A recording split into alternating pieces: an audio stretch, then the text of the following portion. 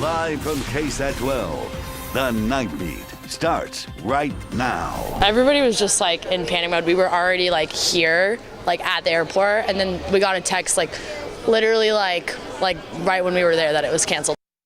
The struggles with Southwest Airlines flyers continue for another day. The apology from the airline CEO and why travelers say it's not enough. In the meantime, we have to enforce it, but I think it's overdue. The battle over Title 42 temporarily on hold. The Supreme Court making a ruling to keep that policy that limits asylum seekers in place for now. We have reaction from the border that is still seeing an influx of migrants. And home care workers are quitting their jobs in an abundance. Why they regret the decision to leave, but say their hands are being forced. But first, we begin with some late-breaking news tonight. A suspect in a murder is in jail in connection with a shooting case from back in September. San Antonio police made the announcement on their Facebook page. 28-year-old Javon Hardaway was arrested today. That shooting happened back on September 8th on Westward Drive. That is where police found the deceased victim. Police then were able to identify Hardaway, they say, as a suspect, and a warrant was issued for his arrest. He was taken in by SAPD covert officers and the SWAT team today. Last year, Bexar County detention officers resorted to using force against inmates well over 3 times a day. But KSAT Investigates found that after the spike, 2022 has been a much different story. Dylan Collier looks at the potential reasons why. There's justified uses of force, and then there's this: a hip toss, leg sweep, and multiple punches to the back of the head of a shackled inmate captured on body camera inside the Bexar County Jail's booking area in May 2019. A bad situation for Brandon Dagey. The Special Emergency Response Team, or CERT deputy seen in the video, became worse after he reached over and shut off another jailer's camera. Do you feel it was justified, what you saw in the video, in your opinion? Would I have punched him? Probably not. Dagey's BCSO career unraveled as his fellow deputies and even the inmate himself provided investigators enough evidence to fire Dagey and get him indicted for tampering with evidence and official oppression. I don't care if they call me a snitch, call me what you want, but you know what? I don't wish that nobody. Dagey pleaded no contest to a reduced charge last December. Another CERT deputy, Jaime Soto, was accused of assaulting an inmate in late 2020. He agreed to enter a pretrial diversion program in June in exchange for getting his official oppression charge dismissed. If it comes down to it and somebody has to be held accountable, either administratively or criminally or both, we absolutely don't shy away from that. Sheriff Javier Salazar points out that most use of force incidents inside the jail are justified and are almost always in response to the actions of an inmate. BCSO data shows they happen frequently, topping out last year at more than 3.3 incidents per day. This year, there's been an encouraging move in the opposite direction. Surprising when you consider we've got a more violent jail population, and yet you see our incidents of uses of force going down. Salazar says body cameras and additional training are contributing factors, as has been the introduction of the Ethical Policing is Courageous program, or EPIC. Created by the New Orleans Police Department, it encourages members of law enforcement to intervene when they see an improper use of force from a colleague. The curriculum is taught to all BCSO cadets and at in-service. You're teaching your deputies to be what we call active bystanders. For KSAT Investigates, I'm Dylan Collier. Now, while still on probation for the 2019 case, Dagey was arrested again this fall, accused of assaulting 2 people, including a 14-year-old boy, while dressed as a scare character at a San Antonio theme park. The all clear is given to more than 100 households in Kerr County affected by the boil order notice. The Texas Water Utilities announced the order was lifted for people under the Westwood water system. However, the boil order notice is still in place for 6 other subdivisions. Here's a list of areas still under that boil order notice tonight. More than 1,500 homes are affected. The boil order was issued after high demand and line leaks that caused low water pressure. The order will be lifted after the leak is fixed and the water samples are tested. It has been 6 days since an 8-year-old girl was killed in a suspected drunk driving crash over on the west side, and now tonight we have her name. She has been identified by the Bexar County Medical Examiner's Office as Nicole Vidales. That crash happened last Thursday on General McMullen Drive near West Commerce Street. San Antonio police say Vidalis was a passenger in the back seat of a Dodge Journey that lost control. It hit a fire hydrant, then another vehicle, then crashed into a utility pole. Vidalis was pronounced dead at the scene. The driver arrested for intoxication manslaughter. A simple mistake left 2 people injured tonight after a crash. One of those hurt was a San Antonio police officer in a patrol vehicle. Take a look. That crash happened just before 6 p.m. on Babcock Road near Northwest Loop 410. San Antonio police say the officer was responding to a crash, driving with his lights and sirens on. Police say a driver at the light didn't realize what was happening and drove during the green light. That caused both vehicles to collide, with the SAPD cruiser then being tipped onto its side. The officer was taken to University Hospital for some back pain. The driver also has some minor injuries from the airbag. A home destroyed and a fire leaves investigators with an awful lot of questions remaining tonight. That fire happened just before 3 p.m. on Lawn Valley Drive near Loop 410 and Old Pearsall Road. Now, when fire crews arrived, that home fully engulfed in flames. At one point, they thought the flames had spread to a neighboring home, but it only caused some minor damage to that home. The man who was inside the home that was on fire at the time now says that a pair of dogs playing kicked a blanket over a space heater that caused the fire. Now, the exact cause is still being determined by officials, though. While our KSAT crew was on the scene today, a woman claiming to be the homeowner says the man who was there during the fire was actually squatting on that property. The path to get people home for the holidays is still causing frustration for travelers flying Southwest Airlines. Today, we saw yet another day of cancellations and delays. Nationwide, there has been 5,000 canceled flights, more than half of those coming from Southwest. Here's a look at the latest numbers according to FlightAware. Today, there were more than 2,600 canceled flights from Southwest and more than 900 delays. To put that into perspective for you, Spirit Airline had the second most cancellations at just 99.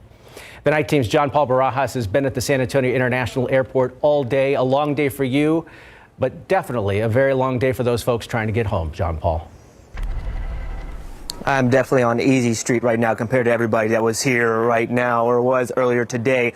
At this moment in time, the airport is pretty much completely empty, but the few people that are still here, they're frustrated, and those frustrations can be felt across the country, and that's in large part because of, as you mentioned, Southwest. One of the last flights leaving the international airport here tonight was at 9:50, a Southwest flight heading to Dallas. That was canceled. And taking a look at their flight board, most of the flights for tomorrow morning have also been canceled. The problem becoming such a concern that even people who aren't planning on leaving until after the new year are thinking about changing their plans. I'm considering going ahead and canceling that flight if it doesn't get canceled and choosing a different airline, because I don't know if they can get their act together fast enough. A Southwest CEO says the challenges that are impacting their customers and employees are unacceptable and that this is just the beginning of their heartfelt apologies. He adds the reason for the mass cancellations is crews and airplanes being stranded in different locations because of the winter storm. I think that's insane that it's just Southwest and it's no other airlines that are having similar issues. I know I heard a little bit about Delta having issues, but the fact that Southwest had so many, I think it's beyond a winter storm. And she's not the only one that thinks it might be something more. The Department of Transportation announcing they'll be looking into the reason for the cancellations to see if this was controllable. As for Southwest, they have already said they're going to be canceling 2,500 flights, or nearly 2,500 flights tomorrow, and about 2,200 on Thursday. At the San Antonio International Airport, John Paul Barajas, KSAT 12 News. The trouble continues. Thank you, John Paul.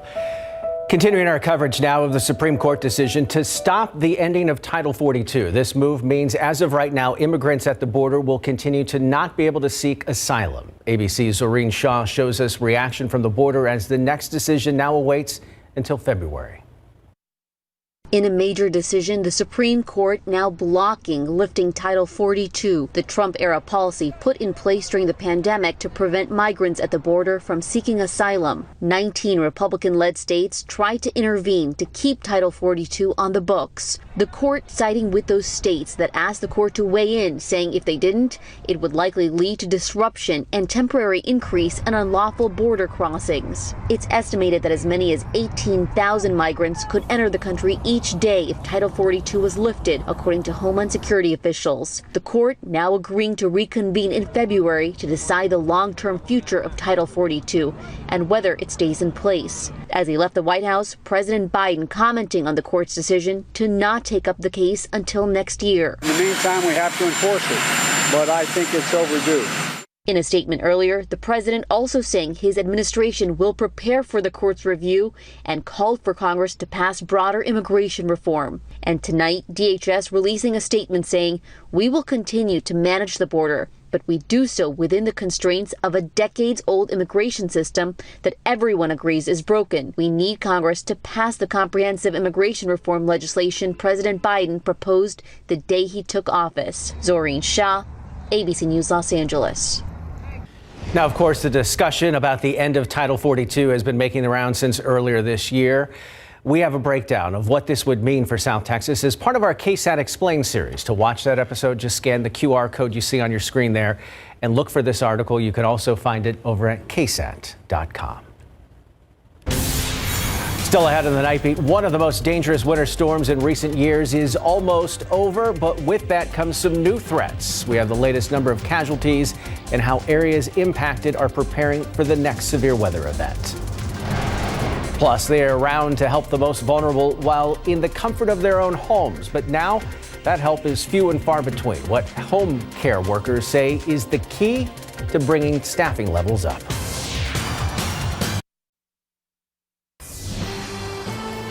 There is a growing crisis when it comes to home care workers. Those in the industry say many caregivers can't afford to stay on the job. The shortage of workers leaves the most vulnerable in a desperate situation. The Night Team's Patty Santos shows us how the pandemic and inflation has shed light on a system that's critically underfunded.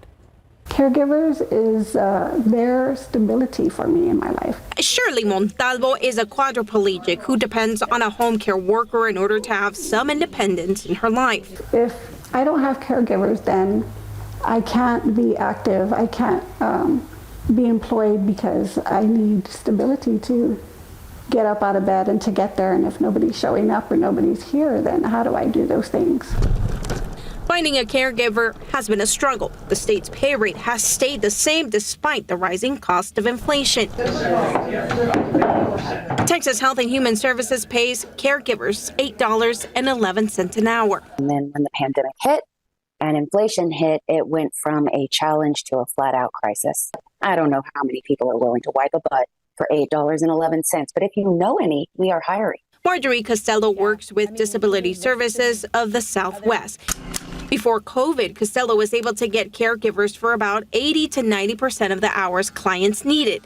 Now she's staffing at about 40%. It's all the things that a person who doesn't have a disability takes for granted. So being able to walk to the bathroom, go to the bathroom by yourself, being able to bathe yourself, being able to make your own meals, being able to feed yourself.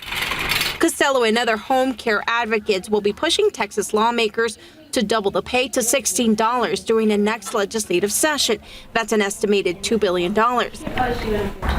And it opens so I can independently go in and out of my house. And thanks to temporary care and family, Montalvo is still living independently. Others who aren't as fortunate might end up in assisted living. We need more funding. We definitely need, we can't go without. And I feel like we're left behind and forgotten, and people don't see people. Patty Santos, KSAT 12 News. The dangerous snow is winding down in most parts of the country, but now a second threat. Rising temperatures and potential rain. The holiday weekend snowfall has claimed the lives of at least 52 people nationwide so far. One of the hardest hit by the winter storm is Erie County in New York. 28 deaths reported just in that area alone, and 2,800 people are still without power in Erie County tonight. Officials there preparing for possible flooding due to the snow melting. In the meantime, rescues happening all day. A group of friends using snowmobiles saving dozens of stranded people. Back here at home, taking a live look outside. We have nothing to complain about here. Blue skies, sunshine, warmer temperatures. You feel bad for all those people out there dealing with this big mess out there. Well, and lake effect snow can just be so significant and so heavy. And Buffalo, well, they were in the sweet spot, or not so sweet spot, if you will, for this lake effect snow event, and one for the ages, that's for sure. Around here, we're turning a corner. Oh, yes, we are. After 6 days in a row of San Antonio having a freezing temperature, tomorrow we break that streak. We're at 38 degrees in the morning, and then by Thursday morning, we're up in the 50s, and we're going to be in that 50-degree range then through the weekend and even into next week. We're going to get more on temperatures and even rain chances in a bit, but you know I'm a sucker for a good sunset. We had those high and mid-level clouds roll through earlier today. I should say close to sunset. And yeah, Skywatcher down at Woodlawn Lake after a ducktacular sunset. Yeah, see what he did there? Because all the ducks, down Woodlawn Lake. And then Taylor posting that shot. And I remember seeing those coming in on the visible satellite imagery thinking, ooh, I hope we get a few photos posted tonight.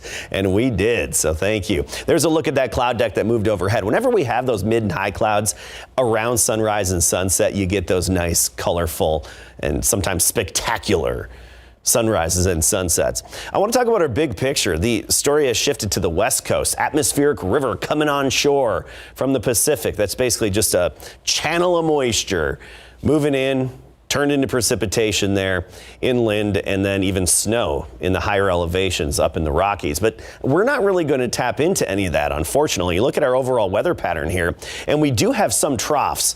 One trough comes in later this work week, and then even this weekend, we'll have another trough, Sunday even on into Monday, another dip in the upper level flow. Now, those dips are nice to have because they can contribute to rain chances, but they're just not going to be set up right to help us out much. Thursday, 20% chance. I do think we'll see a few showers Thursday, but mostly east of San Antonio. That's you, Hallettsville. That's you, Moulton, Shiner, even possibly Smiley area down to Cuero. And then Monday, some morning storms possible. Real quickly, dew points, 20s and 30s. If you've been annoyed by chapped lips, dry skin the past few days, it's all changing. Tomorrow, these dew points climb. Notice we'll be in the 50s tomorrow for dew points, and then even lower 60s by Thursday. So actually, Thursday, you'll notice a hint of mugginess in the air. And that's also likely to lead to areas of fog for tomorrow morning and especially Thursday morning. 32 this morning, high temperature of 60 right now, 40s to right near 50 degrees. We'll start the day tomorrow, upper 30s, 38 around San Antonio and even above freezing in the hill country. Then by the afternoon, we shake free from that fog, we clear out and we get up to 70 degrees. Look at this, mid to upper 70s. New Year's Day or New Year's weekend. New Year's Eve, 75, New Year's Day, 77. Tomorrow we'll have the low clouds early with that fog, 38, 62 at noon, then a high near 70, give or take across our area. Depends on how long that fog really stays in place. Thursday, I expect some thicker fog in the morning.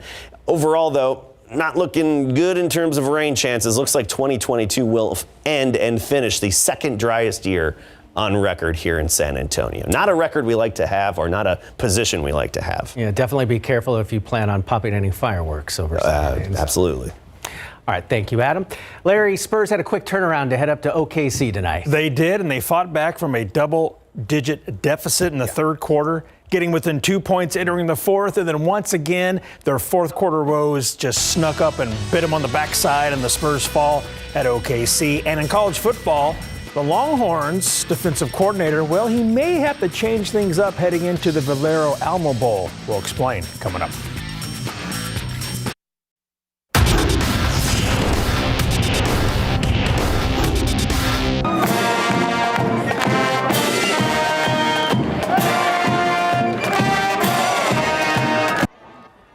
The Arneson River Theater was alive tonight with Texas Longhorns and Washington Huskies and Big Board Sports. We start in the NBA. Spurs at the Thunder tonight for San Antonio's seventh set of back-to-back games this season. First quarter, Keldon Johnson drives and misses, but Jeremy Sohan slams it back in his 20-17 Spurs.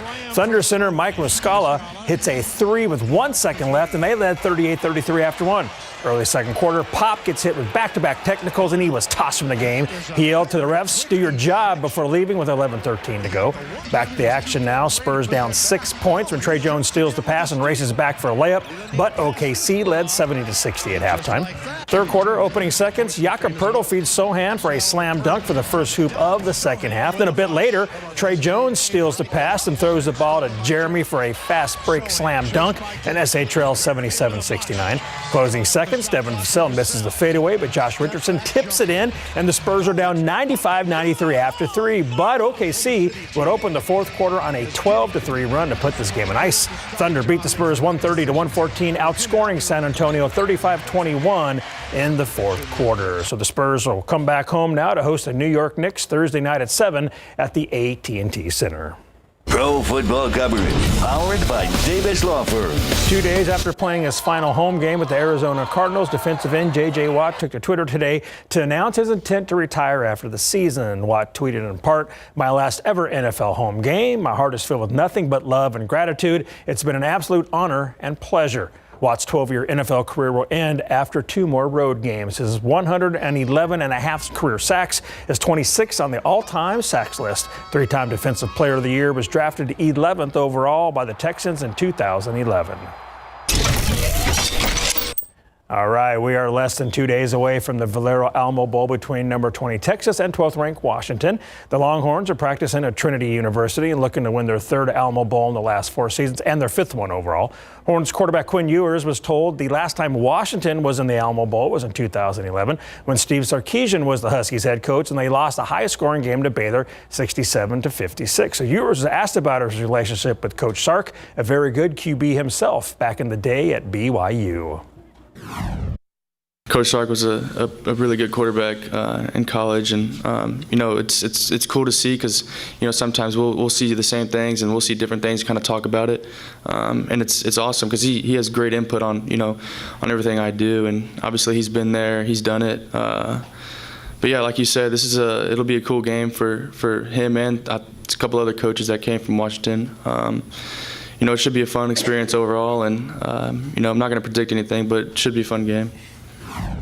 On the flip side, Washington is practicing at the University of the Incarnate Word. Huskies offense is getting ready to face the Horns defense led by DC Pete Kowalski, who was the Huskies defensive coordinator from 2018 to 2020 before joining Texas in 2021.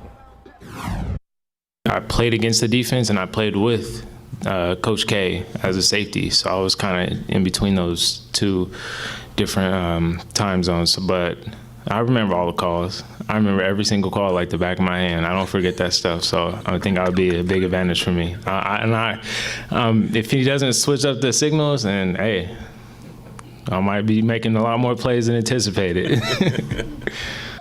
We'll have more from the Ricos River Rally after the break. Dogs in the house! Dogs in the house! Dogs in the house! Dogs in the house!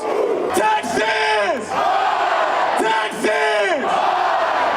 The Ricos River Rally at the Arneson River Theater on the Riverwalk is always a blast. The Washington Huskies and Texas Longhorns pumping up the crowd earlier tonight before facing off Thursday night in the Valero Alamo Bowl at the Alamo Dome. And how about this? The over-under for that game is 67.5 points. I saw a bunch of smoke, so I just started grabbing bricks and throwing it through the window. I realized they were trying to get out of the back right window. So I crawled in there and grabbed her, picked her up, and drug her to the window. We got her out. At the end of the day, I was just trying to find her. It was more just because I've known her since I was a little kid. Former Still Knight quarterback Tommy Armstrong Jr. is being called a hero after rescuing a family from a burning home Monday night in Gulfport, Mississippi. Tommy was visiting his mother, and once they noticed smoke next door, Tommy and his mom jumped into the burning house to save her neighbors. How about that? What a great job by him. Yes. Thank you, Larry. We'll be right back. Fog the next couple of mornings, but I think it'll be thickest on Thursday. So if you plan on hitting the roads Thursday morning, expect some reduced visibilities. But notice those temperatures. Quite a contrast to what we've had in recent days past. Actually, not just above freezing, but above average with afternoons well into the 70s on the way. Tim, I know you'll like this forecast. I love it. That does it for the Nightbeat. Don't forget, Good Morning San Antonio starts tomorrow at 4:30. Have a good night.